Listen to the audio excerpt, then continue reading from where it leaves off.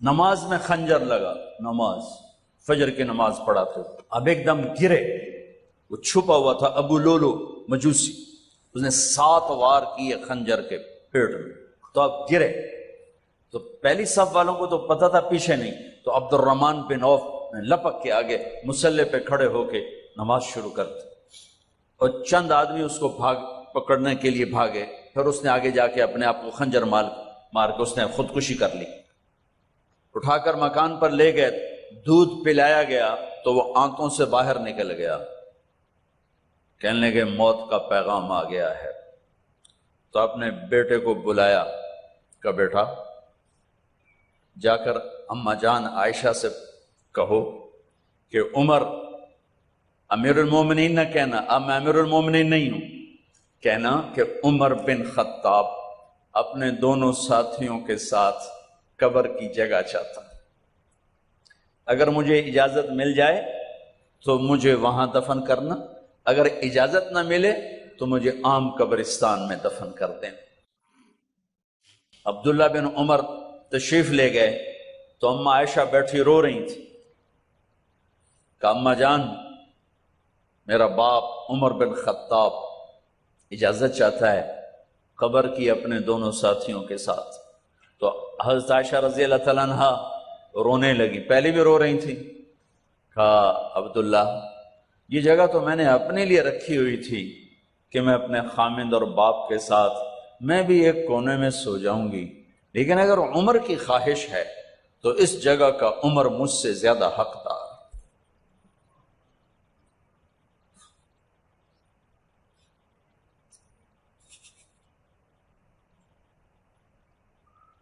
بیٹے نے آ کر کہا ابا جان مبارک ہو، اجازت ہو گئی، کہا بیٹا ہو گئی، لیکن جب میری میت اٹھاؤ تو دروازے پر جا کر رکھنا اور ایک دفعہ دوبارہ پوچھنا، ہو سکتا ہے میرے شرم میں اجازت دی ہو اور میرے مرنے کے بعد انکار فرما دیں، تو ایک دفعہ دوبارہ پوچھنا، اس وقت پہ اجازت ملے تو پھر لے جانا ورنہ واپس لے جانا۔ حضرت علی اور حضرت حسن تشریف لائے جس دن انتقال ہو رہا ہے، تو گھبراہٹ دیکھی تو حضرت علی نے فرمایا عمر موت سے ڈر گئے ہو؟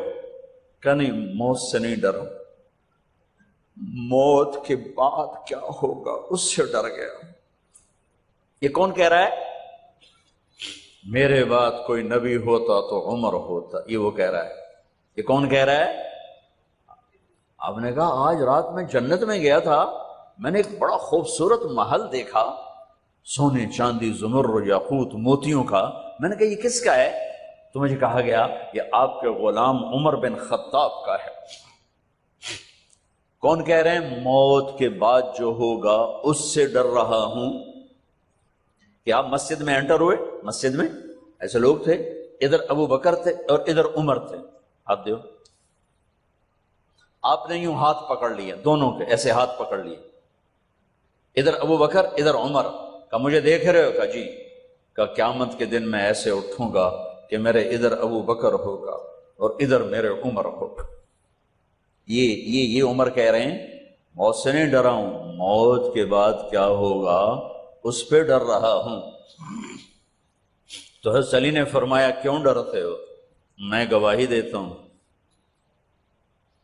میں نے کئی دفعہ اللہ کے محبوب سے سنا کہ جنت کے بڑی عمر کے، ایک تو نا جنت کے نوجوانوں کے سردار، وہ تو حسن حسین ہیں، میں نے کتنی دفعہ سنا اللہ کے نبی سے کہ جنت میں بڑی عمر کے لوگوں کے سردار ہیں ابو بکر اور عمر۔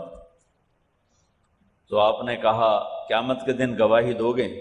آپ نے کہا، حضرت علی نے کہا میں بھی گواہی دوں گا، میرا بیٹا حسن بھی گواہی دے گا۔ وہ حضرات تشریف لے گئے تو موت کی آہٹ کو محسوس کیا تو بیٹے کی گود میں سر تھا عبداللہ بن عمر کا، بیٹا مجھے زمین پہ لٹا۔ انہوں نے یہاں سے ہٹا کر یہاں سر رکھ دیا، وہ حق سنا نہیں کیا کہہ رہا ہوں، زمین پہ ڈال دیں۔ ان کا جی نہیں چاہ رہا تھا کہ کیا کہہ رہا ہوں، زمین پہ ڈالو۔ انہیں آگے کر دے، وہ تو پیچھے ہو کے اپنا چہرہ مٹی میں یوں رکھ لیا اور مٹی میں منہ ملنے لگے ایسے، اور کہہ رہا ہے ویل لک یا عمر ان لم یغفر لک عمر ان لم یغفر لک ربک، اے عمر اگر تیرے رب نے آج تجھے معاف نہ کی تو ہلاک ہو۔ ویل لک ولأمک ویل لک ولأمک یا عمر ان لم یغفر لک ربک، عمر اگر آج تجھے اللہ نے معاف نہ کی تو ہلاک ہو۔ اتنے بڑے مقام والے 1,24,000 میں ایک آدمی ہے مراد، جس سے مانگا گیا ایک آدمی، یا اللہ عمر دے دے میرے اسلام کی بلندی کے لیے۔ وہ کہہ رہے ہیں ویل لک یا عمر ان لم یغفر لک رب،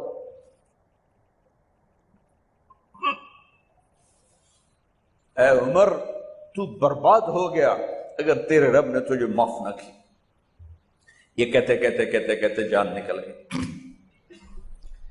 صہیب رضی اللہ عنہ نے آپ نے وصیت فرمائی تھی میرا جنازہ صہیب پڑھائے، رومی جنازہ پڑھایا گیا، کندھوں پہ اٹھایا گیا، اور آ کر اماں جان عائشہ رضی اللہ عنہ کے دروازے پر عبداللہ بن عمر، باقی تو کوئی پتہ نہیں تھا کسی کو، گوے ٹھہر جاؤ جنازہ یہاں رکھ دو۔ پھر آگے بڑھے، دستک دی، اماں جان میرا باپ عمر بن خطاب دروازے پہ پہنچ چکا ہے، اندر آنے کی اجازت ہے۔ تو اماں جان عائشہ نے فرمایا مرحبا بعمر، ہم عمر کو خوش آمدید کہتے، اور باہر تشریف لے گئیں۔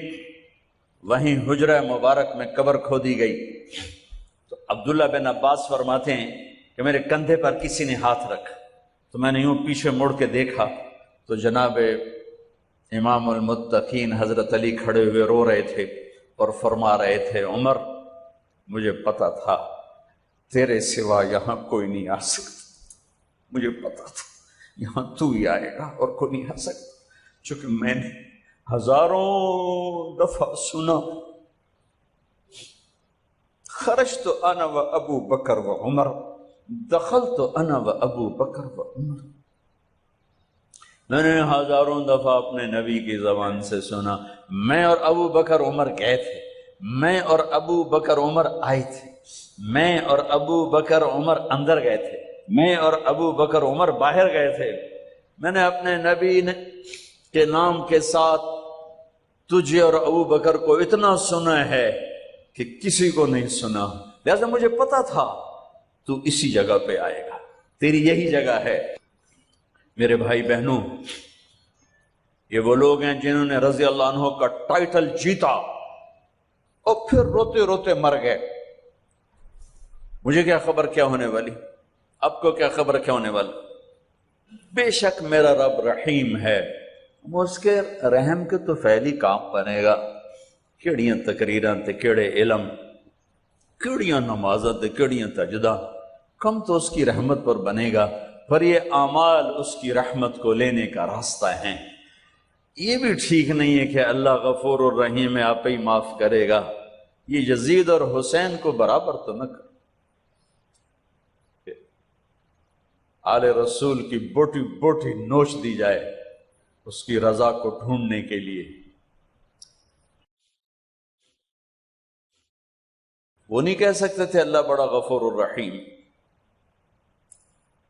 اس لیے بھائی بہنوں، معاملہ بے شک اللہ کی ذات سے ہے، بڑا کریم ہے، آنسو دیکھنا چاہتا ہے، ندامت دیکھنا چاہتا ہے۔ کون ہے جس سے گناہ نہیں ہوتا؟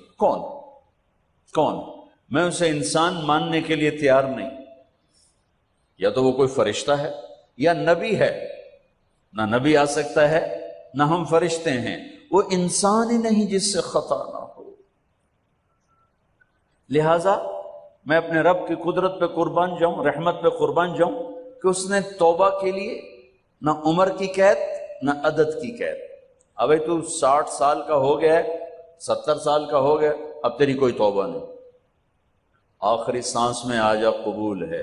ابھی تیری 100 دفعہ ٹوٹ چکی ہے توبہ، اب 101 دفعہ قبول نہیں، 1 کروڑ دفعہ توڑ کے آ جا قبول ہے.